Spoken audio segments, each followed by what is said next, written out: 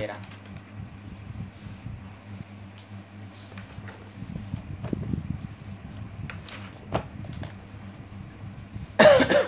Brijmohan company limited की नीचे दी गई जानकारी के आधार पर विनियोग की प्रवृत्ति में से उद्भव हुआ रोग का प्रवाह दर्शाइए। सेम इसी के जैसा सवाल है, देखो ब्रिजमोहन लेकिन थोड़ा बड़ा है, उसकी वजह इसके अंदर हमारे पास ज़्यादा है, एक से ज़्यादा असेट्स के बारे में चर्चा की गई है। तो एक से अधिक से असेट्स के बारे में चर्चा की, तो क्या करना देखो देख लेते एक बार। दो इन्फॉर्मेशन है 2017 और 2016। 2016 यानी कि पुराना साल है, ये ध्यान रखना। और 2017 ये शेष आगे ले गए, यानी अंतिम बाकी, और ये प्रारंभिक बाकी है, ठीक है। 12% के एक्स कंपनी के डिबेंचर में विनियोग, देखो डिबेंचर में विनियोग किया हुआ है किसी दूसरी कंपनी के, ठीक है।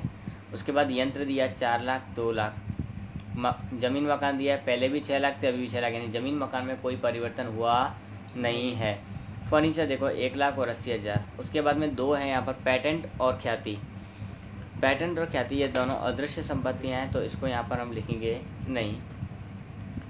नेक्स्ट, अतिरिक्त माहिती नियम को दी हुई है। यंत्रों पर 20% की दर से घिसाई, तो देखो यंत्र का खाता बनाना पड़ेगा क्योंकि इस पर समायोजन भी है। उसके बाद फर्नीचर पर घिसाई का प्रावधान, तो फर्नीचर का खाता भी बनाना पड़ेगा। और वर्ष के प्रारंभ में विनियोग में से 40% के विनियोग इतने बेच दिए हैं, तो इसका भी खाता हमको बनाना पड़ेगा। तो 3 खाते हम यहाँ बनाएंगे। सबसे पहला खाता हमारा यंत्र खाता, उसके बाद में बात की है फर्नीचर की, तो हम लिखेंगे फर्नीचर खाता। और उसके बाद में हमारे पास बात की है विनियोग के बारे में, तो विनियोग का खाता भी हमको बनाना पड़ेगा, ठीक है। तो ये 3 हमने खाते बनाए क्योंकि 3 अलग अलग इन्फॉर्मेशन हमको यहाँ पर दी गई है और उनके बारे में समायोजन भी दिए गए हैं, ठीक है। तो स्टार्ट करते हैं यंत्र से। यंत्र के खाते में हम क्या लिखते हैं, देखो कोई भी खाते का फॉर्मेट बनाया तो फिक्स है, क्या उधार बाकी में लिखेंगे शेष आगे लाए, प्रारंभिक शेष लिखी जाती है इसके लिए, आगे ना। और लास्ट में क्या लिखेंगे, शेष आगे ले गए, क्या लिखेंगे, अंतिम शेष दर्शाता है वो इसके लिए। फिर यहाँ पे अगर होती है तो घिसाई लिखेंगे, यंत्र है तो यंत्र पर घिसाई, ठीक है। अब फर्नीचर का खाता भी सेम इसी प्रकार से बनेगा, शेष आगे लाए, शेष आगे लाए। लास्ट में क्या लिखेंगे, शेष आगे ले गए।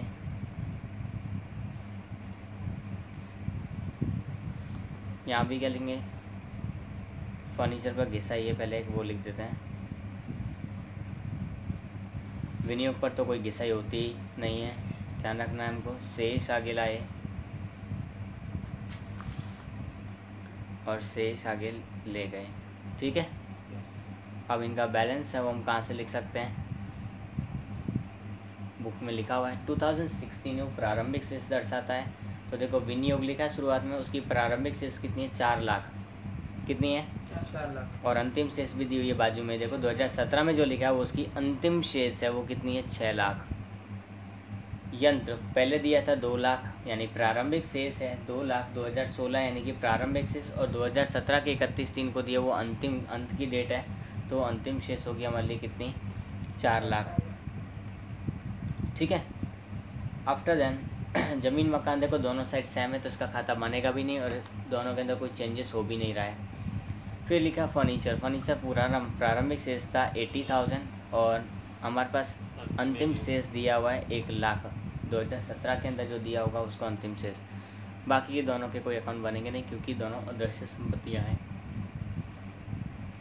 नेक्स्ट, यंत्रों पर 20% की दर से घिसाई गिननी है, ठीक है। तो यंत्र कहाँ है हमारे, ये रहे, और घिसाई हमेशा प्रारंभिक शेष पर गिनी जाती है, कहाँ पर, प्रारंभिक शेष पर। तो प्रारंभिक शेष कितनी है, 2 लाख है, उसका हमको कितना प्रतिशत करना है, 20%। तो 2 लाख का 20% कितना होता है, 40,000। ये 40,000 हम कहाँ लिखेंगे, यहाँ पर, ठीक है। उसके बाद लिखा है फर्नीचर पर 10% की दर से घिसाई, तो फर्नीचर पर कितना है, 80,000 का 10% प्रारंभिक शेष पर, ये ध्यान रखना हमको।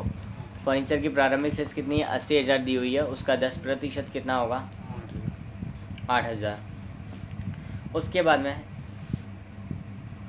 विनियोग के बारे में भी इंफॉर्मेशन लिखी हुई है। वर्ष के प्रारंभ में विनियोगों में से 40% के विनियोग 3 लाख में बेचे गए हैं। बेचे गए मतलब विनियोग का विक्रय किस साइड आता है, संपत्ति का विक्रय जमा साइड में आता है। विनियोग का विक्रय कितना, 3 लाख, पर ये ध्यान रखो रकम तो 3 लाख में है, पर कितने बेचे वो नहीं लिखा है। तो देखो लिखा है 40%। तो देखो विनियोग करेंगे, शुरुआत में कितने विनियोग थे, 4 लाख थे, उसका बेचा कितना प्रतिशत है, सिर्फ 40% हिस्सा ही बेचा, पूरे नहीं बेच दिए इन लोगों ने। तो 40% कितना होता है 1,60,000। उसको बेचा कितने में, 3 लाख में, यानी कि 1,60,000 की चीज़ थी उसको 3 लाख में बेचा। तो प्रॉफिट हुआ या लॉस हुआ, लाभ होगा। कितने का लाभ होगा, देखो सिंपल दिख रहा है, 3 लाख में से 1,60,000 को माइनस कर दो, हमको लाभ मिल जाएगा 1,40,000 का। कितना आ रहा है, और लाभ किस साइड लिखा जाता है, उधार साइड में। कल किस साइड लिखा जाता है, विनियोग के खाते का उधार में लिखेंगे विनियोग विक्रय से लाभ। क्या लिखेंगे, विनियोग विक्रय से लाभ। ठीक है, कितना, 1,40,000 रुपये। क्लियर, चले आगे। अब देखो खातों को एक एक करके बंद करेंगे, एक एक करके खातों को बंद करते इसका टोटल करेंगे कितना था, 4,40,000 माइनस करेंगे 2 लाख है, तो 2,40,000 का डिफरेंस आएगा। ब्याज मिला है वो इनकम है, इनकम को हम लिखेंगे क्योंकि वो विनियोग के साथ संबंधित है हमारे। अगर वो और कुछ होता तो नहीं लिखते हैं।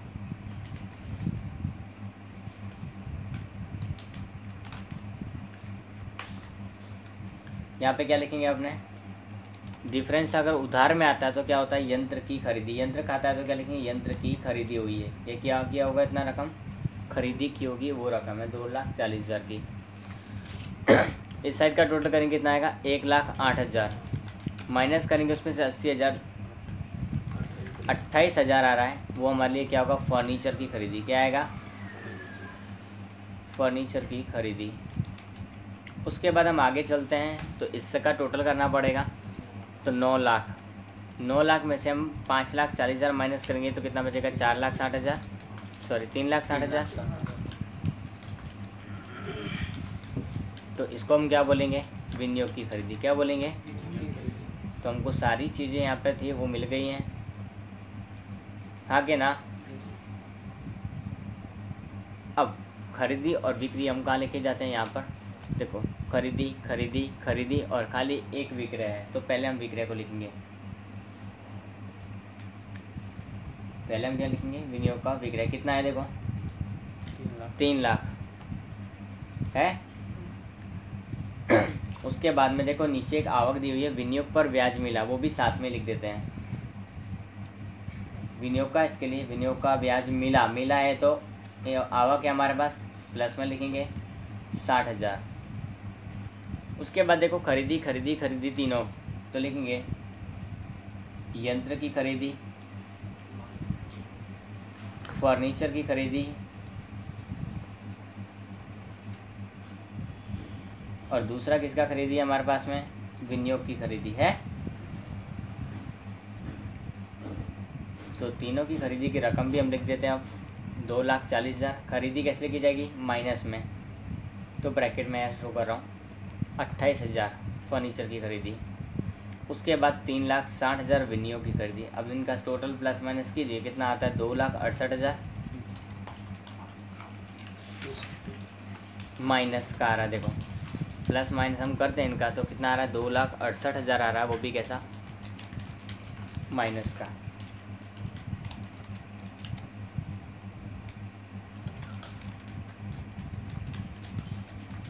लास्ट में लिख देंगे